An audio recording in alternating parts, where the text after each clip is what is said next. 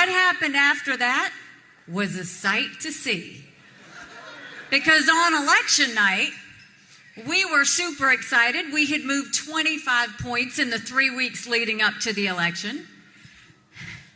And Donald Trump was totally unhinged. Unhinged.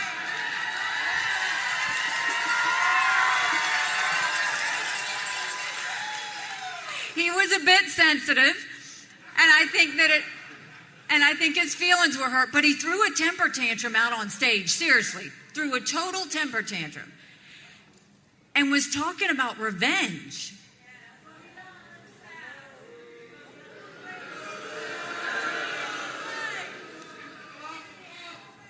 So after he talked about revenge and had a little something to say about me, that's fine.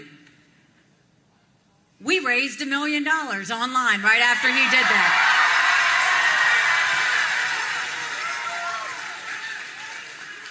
Then the next day, Unhinged again says, for anybody that supports Nikki Haley, you will be barred from MAGA.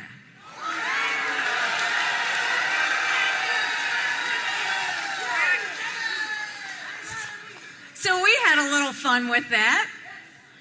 We started selling t-shirts that said barred permanently.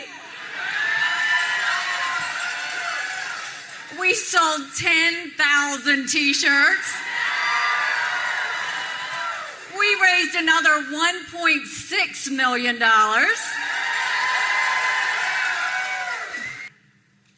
And look, running for president it's a lot. It's physically, emotionally, mentally, it's a lot, right? So you got to be at the top of your game. Well, he must have been tired because he was giving a speech, and in the speech he went on over and over and over again about how I stopped security from going to the Capitol on January 6th. And he kept repeating it. Now, I wasn't in D.C. on January 6th. I've never had a job in D.C., so I think he got confused. Having said that, he has said, look, I will take a mental competency test against her because, you know, I'm a big fan of mental competency tests for anyone serving in D.C. He said he would take one, and he said that he would beat me. And I don't know, maybe he will, maybe he won't. But if he's going to do that, then he should have no problem getting on a debate stage with me.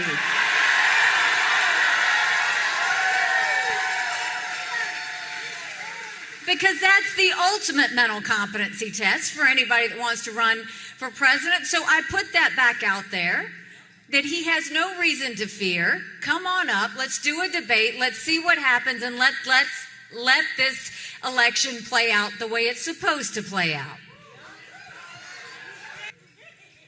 And so I hear him sitting there ranting on how unfair this is. But this is the issue that I have. Maybe it's fair, maybe it's not. I don't know. But what I do know is all that time that he's spending in a courtroom defending himself, he's not fighting for the American people.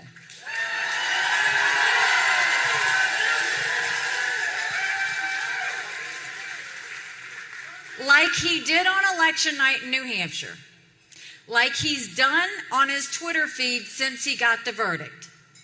He has not once talked about the fact that he put us $8 trillion in debt in 4 years that our kids are never going to forgive him for.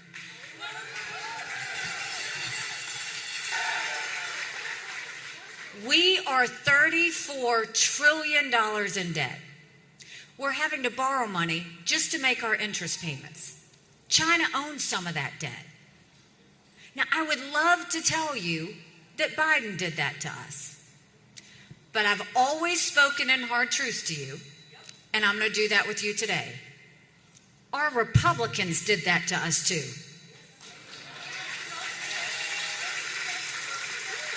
You go back and look at that $2.2 trillion COVID stimulus bill that passed with no accountability, left us with 80 million Americans on Medicaid, 42 million Americans on food stamps. That's a third of our country. I do know how loud South Carolina can get, and I'm telling you, we will be loud all the way to the White House. God bless you.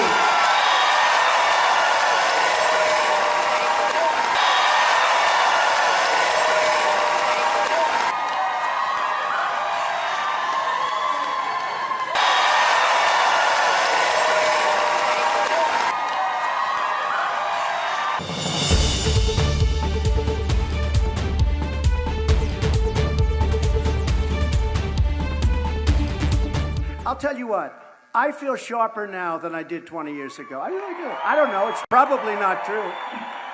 It's probably not true. And I think anybody running for president should take an aptitude or a cognitive test. We're beating everybody. We're beating her by a lot, but we're beating Biden. She can't beat Biden. The polls are showing, the most recent polls, because she doesn't have Republican support. You know what she doesn't have? She doesn't have MAGA. She doesn't have MAGA. There's no MAGA. The radical left Democrats want Nikki Haley because they know she's the easiest person to beat, and she will. She doesn't have Republican support. Our border has become a weapon of mass destruction, our destruction. You know, it's ours. It's a weapon of mass destruction. And as I've been saying for so many years, this is an invasion. It's an invasion of our country. Today we have a catastrophe waiting to happen.